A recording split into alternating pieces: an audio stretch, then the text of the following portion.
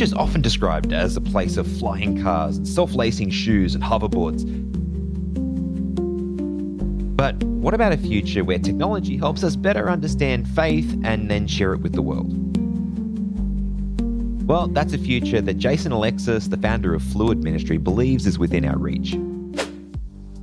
I think the ability to have a Seventh-day Adventist trained AI program on different aspects, whether it's trained to talk to the E.G. White database or have our own influences, could be a specific development as we move forward. More AI-based tools, but that are trained with on the Adventist model, so that you can trust that data that comes out. An Adventist-trained AI might sound like science fiction, but in this episode, we'll delve into the fascinating possibilities of artificial intelligence and how this rapidly evolving technology has the potential to revolutionize the way we study, connect, and share our faith. I'm Luke Ferrugia, and you're listening to the Blue Vineyard Podcast.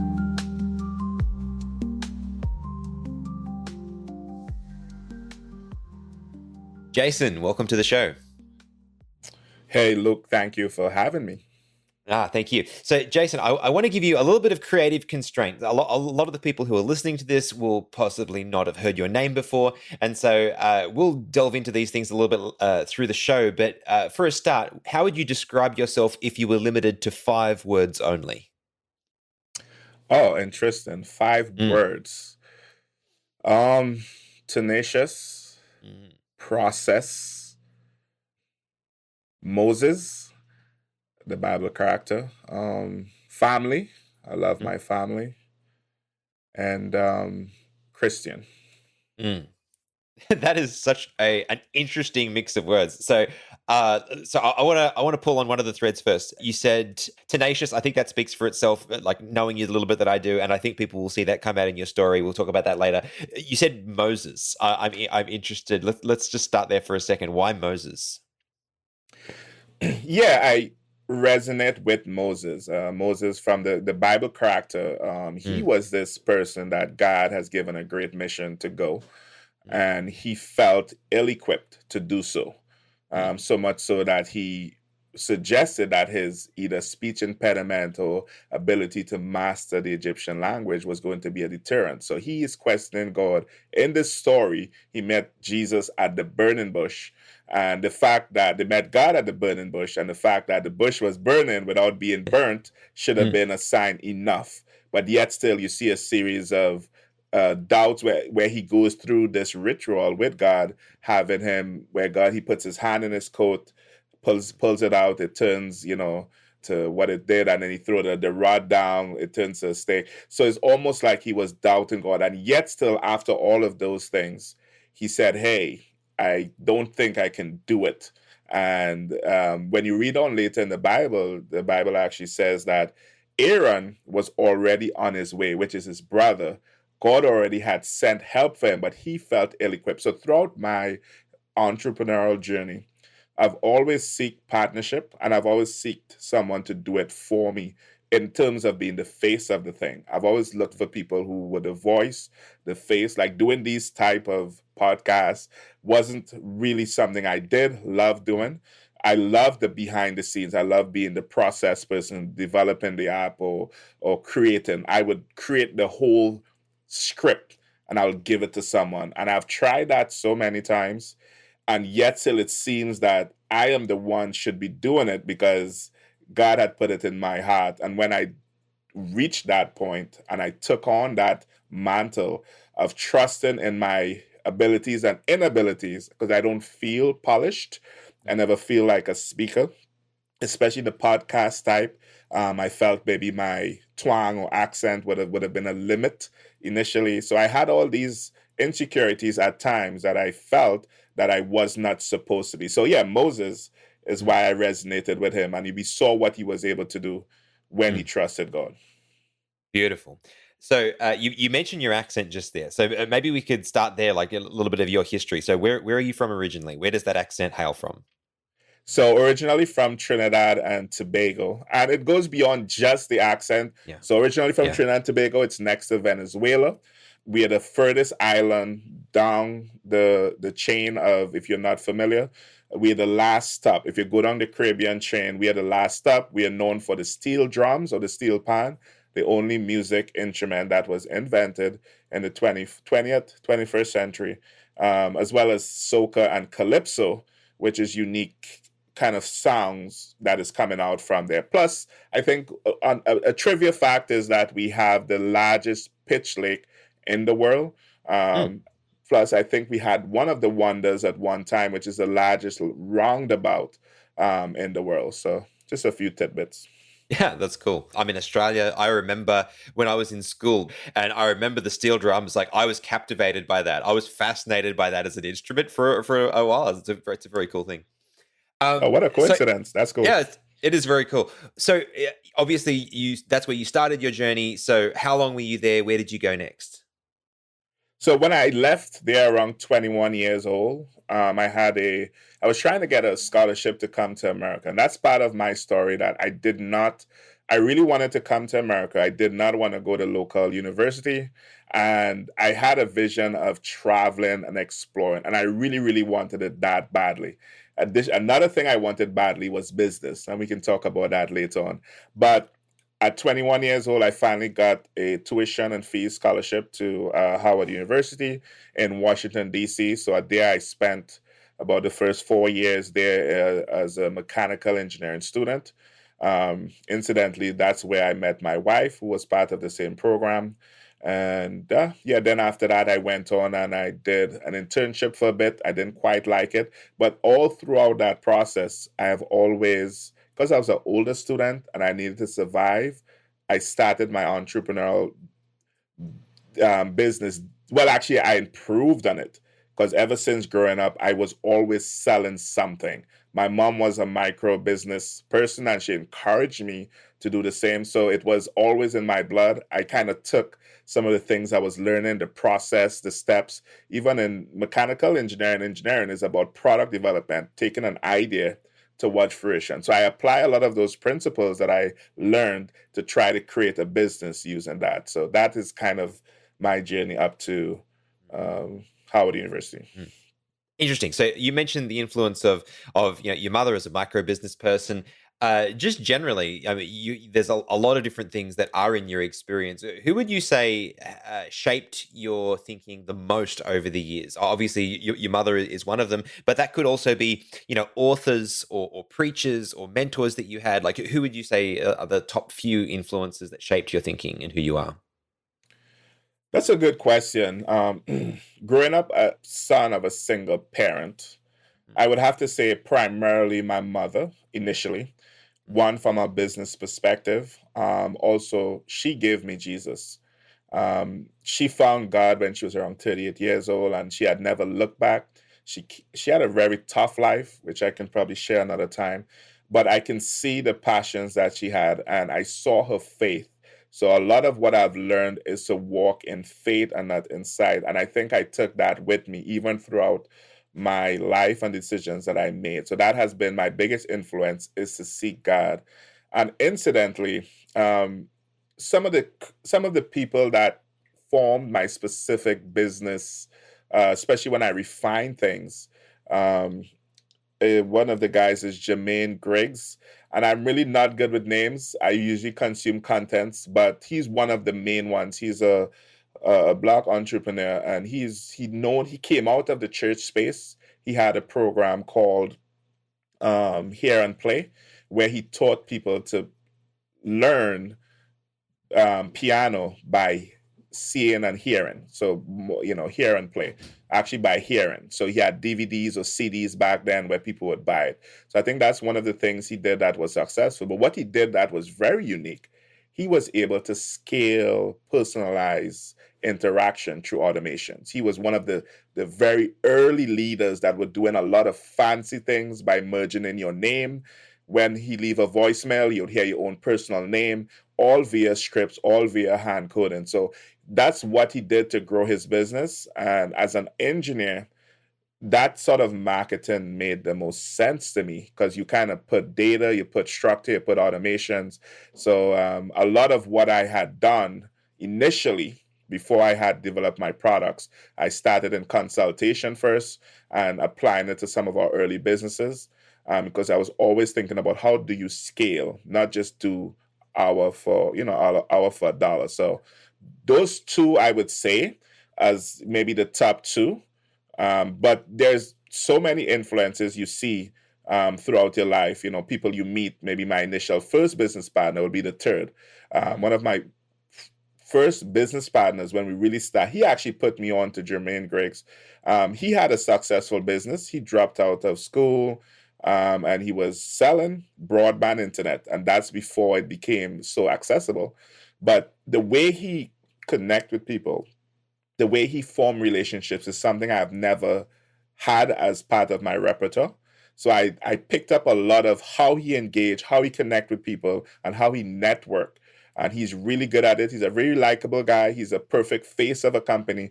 But a lot of the behind the scenes things is some things that I've applied to what I don't have. So those three, I would say. Yeah, excellent. So we got up to, in your narrative, we were talking about how you got into doing mechanical engineering. If you had stayed in mechanical engineering, we probably wouldn't be having this conversation right now, because you ended up in technology. So how did that happen? Yeah, so as in undergrad, I started building websites using Joomla. But I wasn't really interested in building websites. In fact, I wasn't necessarily building them myself per se. I was learning.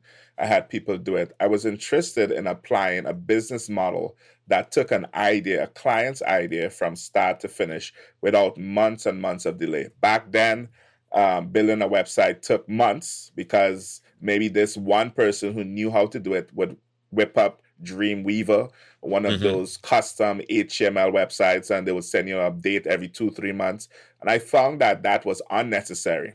Obviously, back then, having a website wasn't the most important thing, so people weren't rushing to have it.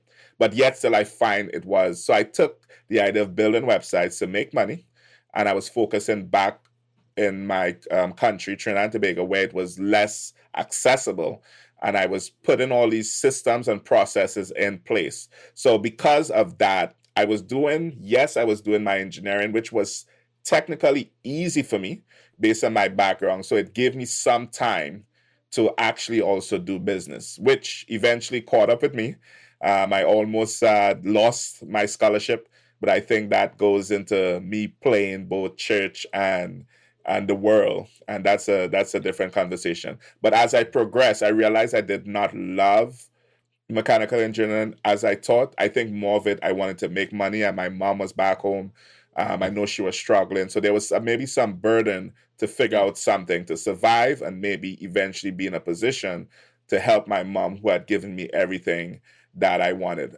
After grad school, I went on to work, and that definitely sealed the deal, because most engineering students, so you think you're going to be working on cool projects, you're really doing a lot of paperwork the first 3-4 years, and that wasn't something that I enjoyed unless you have a lot of experience, or you have a unique skill set. So that really turned me off. I went back to grad school as an international student, wasn't married, so I needed to be legal. So I went back to grad school, because some of the things I've done was recognized.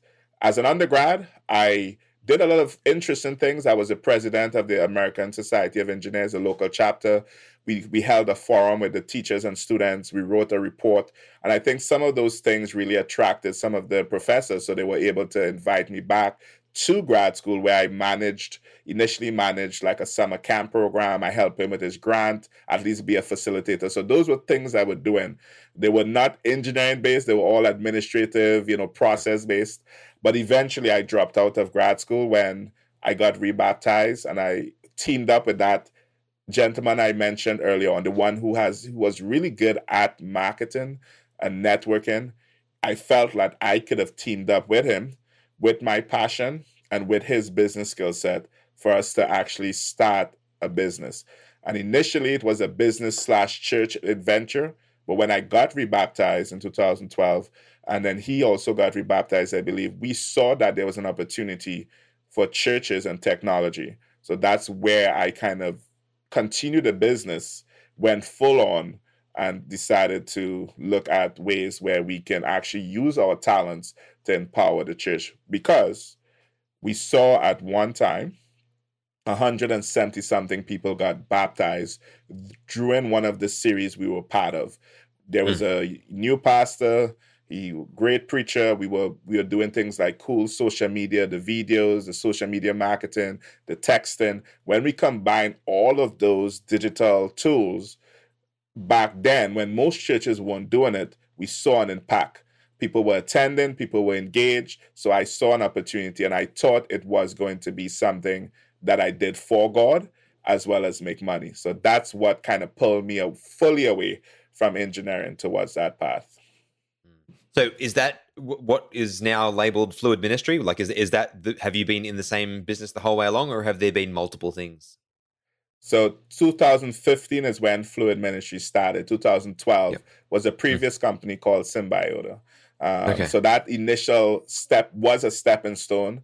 Mm. Fluid Ministry is what eventually that business partnership broke apart Mhm. for different reasons. So then I was left without a degree. I had a undergrad degree, but not having a master, not having practiced my engineering field, having a young child at that time. We have two kids. My youngest was born in 2013, so he was young. I was at home. My wife was working because we moved from Washington, D.C. back to her hometown, which is Houston. And she had a job, incidentally, at one of the places that I interned at years before. And Mm. so she was working. I was at home. She was the main breadwinner, and I was trying to make this business continue. All right. So that's 2015 is Fluid Ministry. Between Mm. that what was a learning experience. Mm. So tell me a little bit about fluid ministry. So, like, what sort of a company did that end up being? Like, what does that look like? What are the products? Or what is fluid ministry?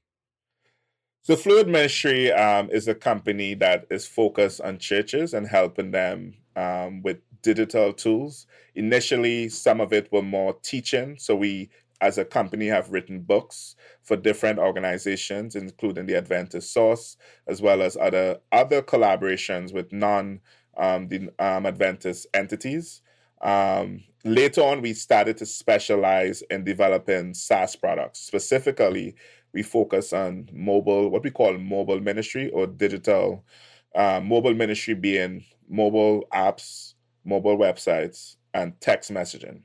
Mhm. Eventually, it really became the text messaging app, which is now called Passes Line. So Passes Line is one of the products of Fluid Ministry, which is my legally registered company. Fluid Ministry owns passesline.com, display.church, ccbchimp.com, and confirm.church. So it's a series of SaaS apps that we have developed that solves specific needs for churches, that helps them do online digital evangelism better, whether we plug and play things or connect things. So, for example, we might connect one church management system to different apps, so there's no data silos. So Mhm. that's what we primarily do, and that's what it Mm. had evolved into.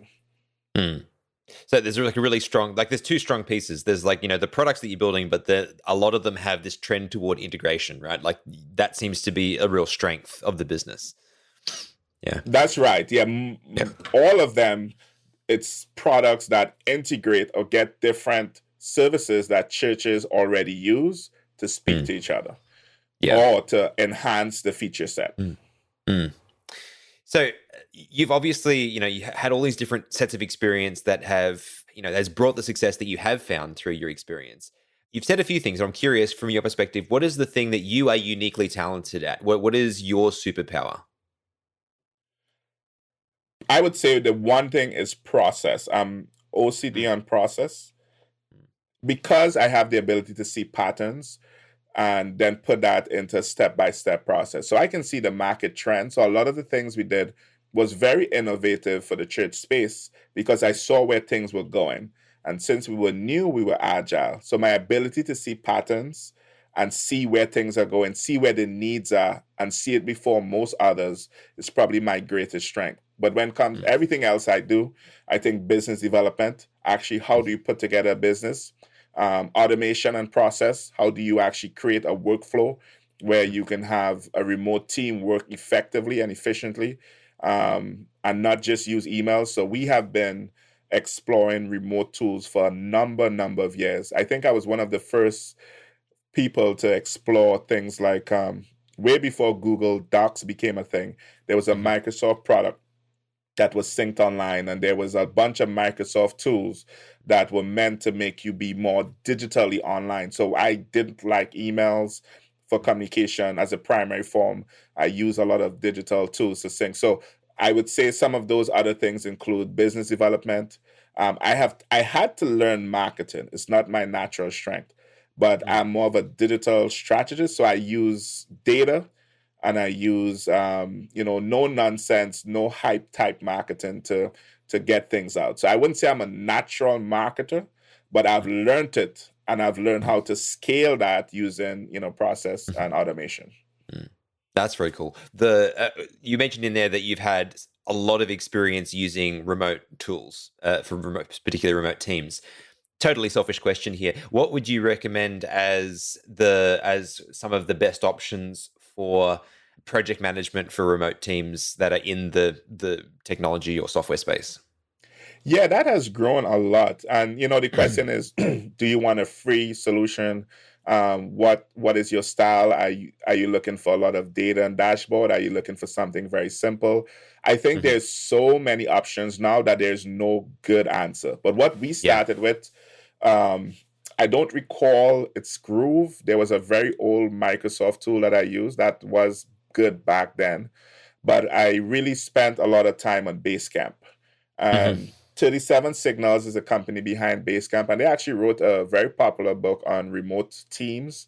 Mhm. And they pushed that philosophy for a long time. They had remote work. So their philosophy and the fact that they created this tool, Mm. that's something I used for a number of years. But these days, I'm using anything between Trello, which is an Mhm. Atlassian product. I think it's Yep. the makers are over there in Australia, over by Mm. you.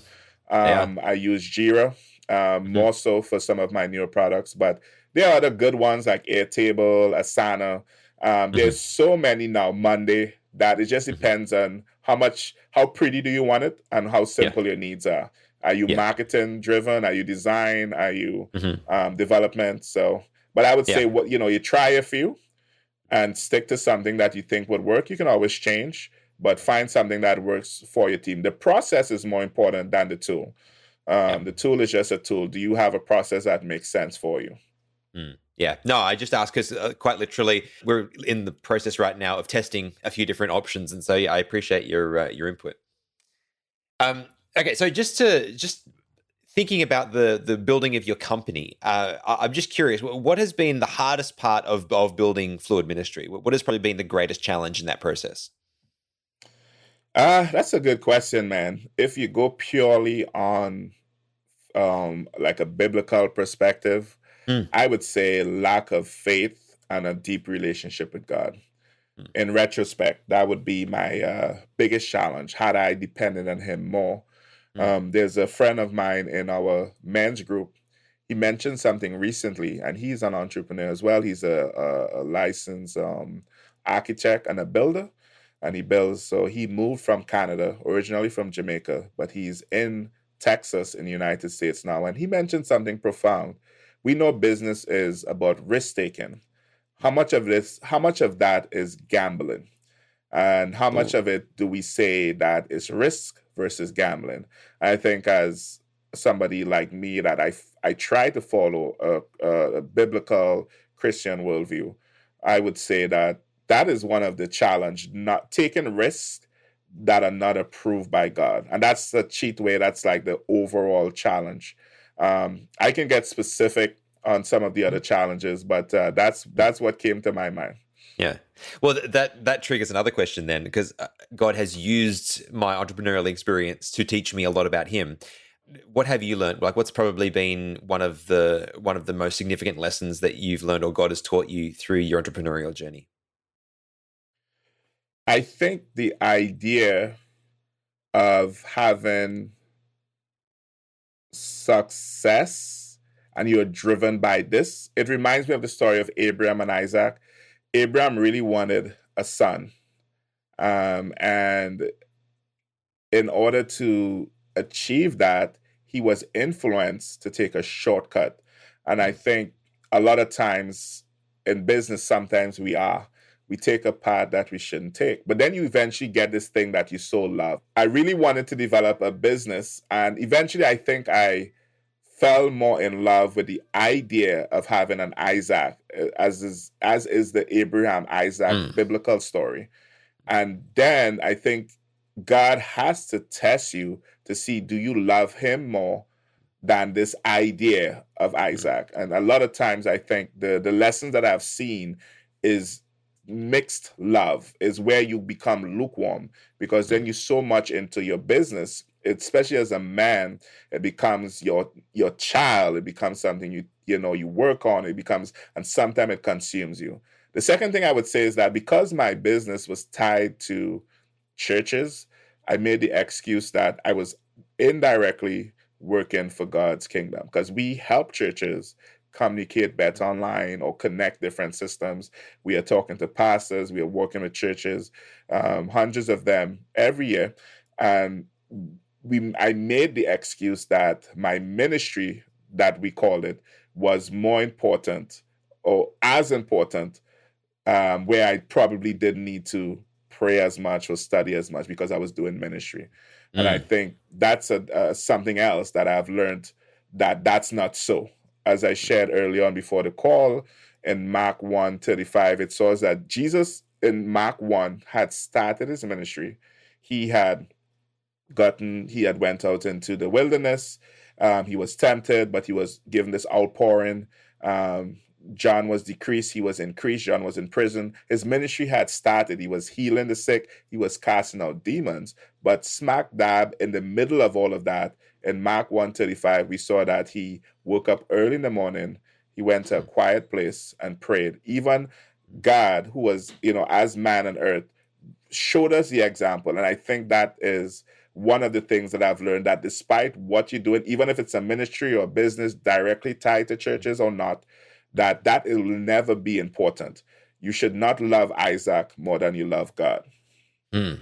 Oh, that is so powerful. And I mean, if there's anyone that's listening to this who is in business, like I don't see how that wouldn't resonate. That is such a true reflection. I really just on that point of balancing that. What like how do you balance that now? I would call it work in progress. Yeah. But I have made significant steps over the years, because God have knocked me over so many times, and that you were forced to, because you had no other choice. Um, I recognized I fell out of love with God. I recognized that I was stressed. I was stressing my family. The business wasn't growing as much as it could.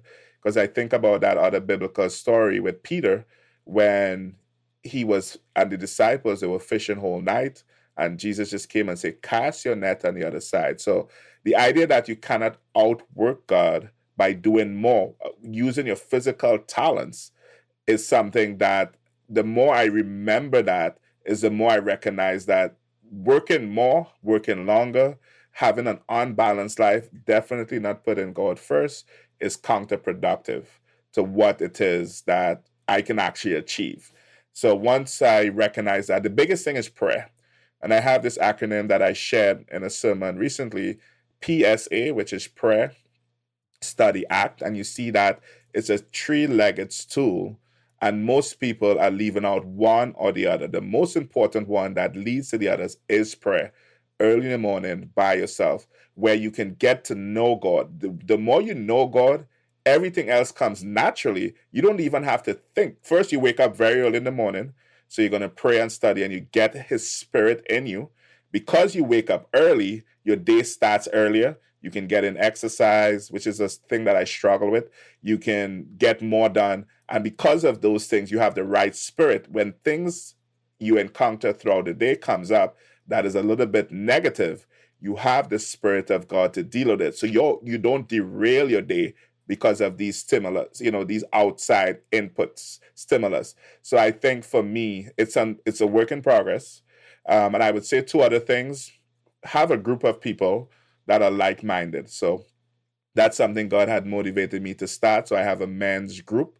We are at the same level, so it's not something I'm not a mentor in, but we all pray and share. Have David had Jonathan, so I think that's important to have other people who can keep you accountable to as you journey, and obviously have a church community. I think some people, I think entrepreneurs, I don't know how many, some of us kind of neglect the church, or we go to church and our minds are so consumed, we feel like we don't have time. We want to give money, but we don't have time to engage with the corporate community. We always, focus on the next thing. And I think that has been my biggest mistake. Enter into the gates with thanksgiving and into the courts with praise, that you have to fellowship. There's a blessing, especially that weekly rest, there's a blessing that comes with that. So, Yeah.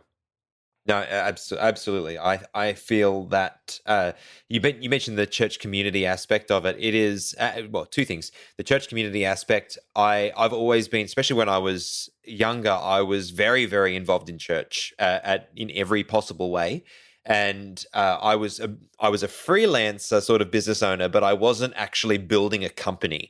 And when I transitioned from just being a freelancer to building a company, I found it much more difficult. Like the pressure I felt internally to step back from church was much, much stronger than it was prior to that. And so I definitely feel that. The other thing that you said that I wanted to comment on was the absolute necessity of prayer.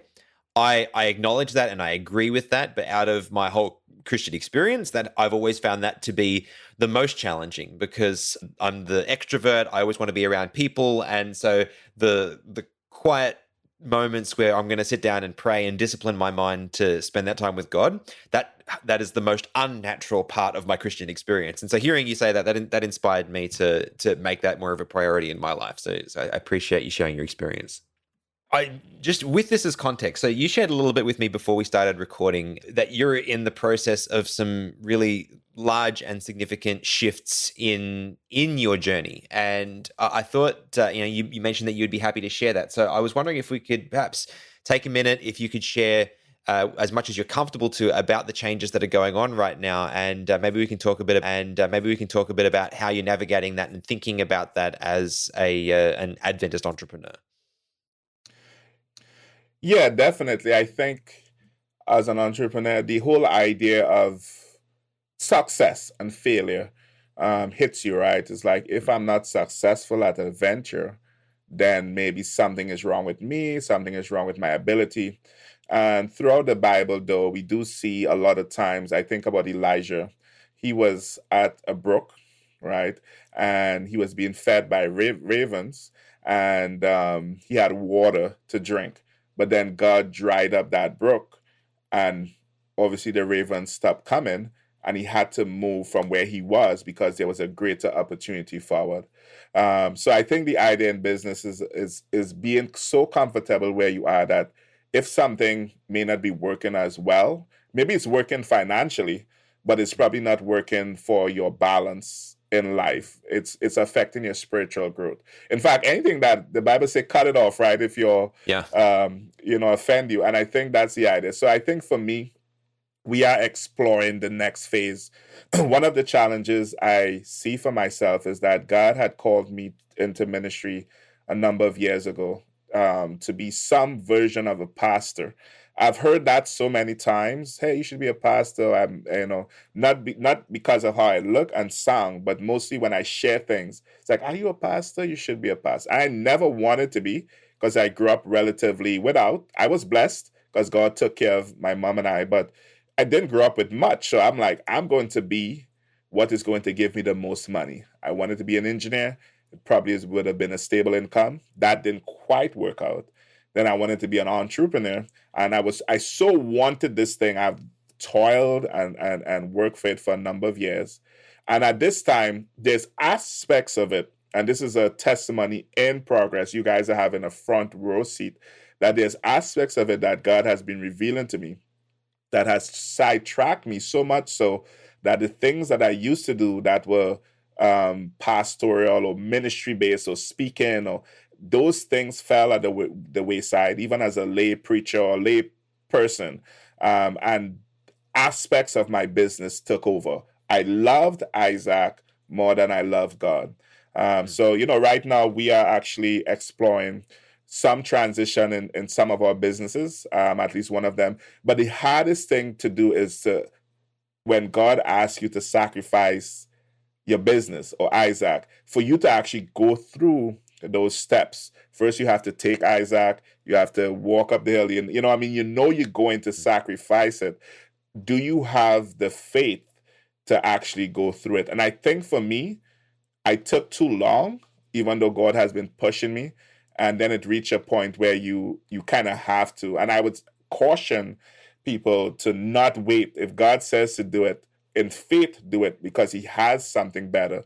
Because the other story I will share with you is, and notice most of my references is biblical. I believe that if you really want to get good at business, you can read a lot of other things, and nothing is wrong with that. But most of my success and most of my business ideas, you look at the Jesus model and you look at how many companies are doing this free, this idea of giving away things and building their business. That's the Jesus model. So anyway, I use a lot of these biblical references, and I think they're applicable to business. So with Abraham and Lot, that story was Lot, his nephew, or his relative. Their servants were squabbling over the land and the water. And then God told Abraham to leave Lot and his servants in this beautiful land that was overlooking what we then know Sodom and Gomorrah. And He told Abraham to move further. And I think in business, a lot of times God is telling us to move on, but we think we have to stay and fight. And it gets back to the idea that I talked about of gambling. How much of it is risk taking and how much of it is gambling? If it's gambling, you're risk taking without God. If it's a risk with God, the risk was for Abraham to leave this beautiful land and go because God had a better way. So that's what I would say in terms of some of those things. Mm. Yeah, I appreciate that. And with the changes that you're going through right now, do you have a clear sense of the next step, or is that still veiled and you're still waiting for God to make that clear to you once this transition is complete that you were just referring to? God is so beautiful. He doesn't give you all the steps. And I think that's where that faith comes in. But He had put on my heart something to do. And He had given me pieces of those steps, glimpses.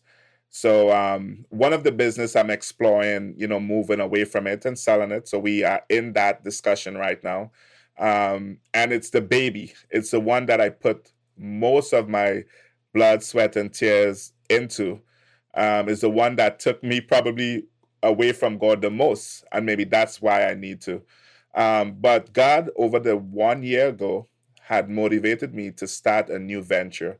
He had given me the idea and the name and everything. And it was such a beautiful product. I've ran the idea by a few people, and it's like, this is a good product. What happened was my main business, the one that I'm transitioning from, or trying to transition from, saw an attrition. And because that was the main business, I got scared and I decided not to fully follow God's will, which was He had prompted me to start shutting down or slowing down development of that main business. Don't put more effort into it. Shift my resources to this new venture because I know He foresaw what was coming. And unfortunately, I still did both, but I did not fully follow His direction to this point where at this time is actually a little bit more challenging, a little bit more costly. And we are facing a situation where we have to transition versus where I could have followed His will. Maybe if I had followed his advice, He would have allowed me to keep both. I don't know. So that's my testimony in motion, the ability to listen to God. But thank God for His grace, because He have closed so many doors, so many safety nets that I relied on to keep businesses going was closed. Many are saying no. And God had forced me to the point that I had to make a decision. So it's a difficult path to go through. But the more you pray early in the morning by yourself, is the more faith you grow to know that despite how difficult it is, God, the same God who was with you all these years ago and have guided you, is the same God will get you through. you have Mm. to go through this trial. Mm. Yeah, what an excellent way to close that idea. So I want to shift gears a little bit just for this last section of our conversation. Yeah. So in the Adventist digital ecosystem, all of the things that the church does, what are the spaces that you see that there's room, that there's tools that need to be made that haven't been made, or perhaps opportunities that the church could capitalize on in the technology space, but we haven't? That's a good question. When it comes to Adventism, we have usually been at the forefront for a number of years. We were some of the first to having an online giving solution for a number of years, way before churches. We had things like where churches could access free websites. In our evangelistic effort, what we did through technology was always advanced. We seem to have stopped somewhere along the line. The church or some members or some leaders decided to basically guard the gates of progressive type ideas. Somehow technology was tied with progressive ideals, or liberal ideals. So once you hear something technology based, it was, you don't want that in the church because it's going to bring in whatever. So I think somewhere along that line there was a pause, and that created a lag where we were left behind generally, of sorts. But I call something, post COVID, pre COVID, right? Mm. I think it did right churches' minds, and I think you're seeing more, people coming up with ideas. Now, here's to answer you specifically. I think we have a lot of skillful people, a lot of vendors, a lot of entrepreneurs who are actually wanting and willing to help. I think it's so fragmented that there's so many ideas and so many similar things happening. But Hmm. I think it's also the nature of the church, where we are not one monolith organization. We operate under our 27, 28 beliefs, but each entity across different geographic places kind of functions independently. And it allows those regions to adjust to how fast or how slow those places are. In fact, that's why we have remained successful as a global organization. So I always think that there is room for improvement, but I think it's going to go as fast as we become united. What I'm seeing, however, I am seeing a lot of the pastors that I worked with in Adventism who had creative ideas. They are now assuming leadership positions. So I think a lot of it is bureaucratic. It's not necessarily the technology. It's being done maybe at the church level, the conference level. It's just not as united. So it seems like there's missing things, but I'm seeing more people assuming those positions, and I think God has His time. But if I have to pick one thing that churches could actually think about, is obviously the whole concept of AI. And we know Mm. AI as a tool is agnostic. It doesn't have good or bad intention. And I think the Mm. ability to have an Assembly Adventist trained AI program on different aspect, whether it's trained to talk to the E.G. White database or have our own influences, could be a Mhm. specific development as we move forward. More AI Mhm. based tools, but that are trained with an on the Adventist model, so that you can trust that data that comes out. Mm. And if I can just give a shout out to a friend of mine, Scott Heitman, over here in Australia, has produced exactly that. So he has an AI that has been trained on all of Ellen White's writings that they are looking at rolling out in some products, at least as far as I know. So Nice. yeah, it's a good pick. You mentioned AI. I'm curious. Where do you think? And I know, obviously, you can make reference to this you were making reference to this in relation to the church, but just in a more broad manner. Where do you think AI is going, or do you think that's even possible to answer? Going, it's something I'm still exploring. Mm. It's here to stay, for sure. Mm. I think there's a lot of conversation around ethics that would be have, because as it becomes a mainstay, there will be concerns because of the power. Um, I think it's going to be ubiquitous. It's going to be everywhere, as we are already seeing it. Um, so I think every app that you use in the next 10 years, AI would be almost like the next Google. So at one point in time, you go from Yahoo to Google, just Google this. Mm. The whole AI idea would just be part and parcel of everything that you would do. So where it's going to be ubiquitous, it's going to be a part of everything, which is good and bad and scary, Yeah. but I think it's really up to businesses if they want to adapt. They just have to understand it. They have to learn. You don't have to be the first to implement everything that comes out of it, but I think you should definitely explore it because it definitely changes the way people interact with technology, right? It Yeah. allows you to be more human with it. So I think that's inevitable, and companies that don't adapt to that will not survive.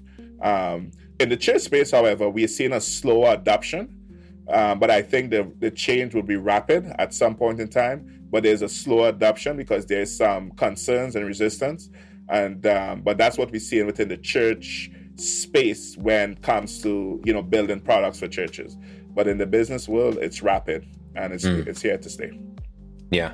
No, that's a good point.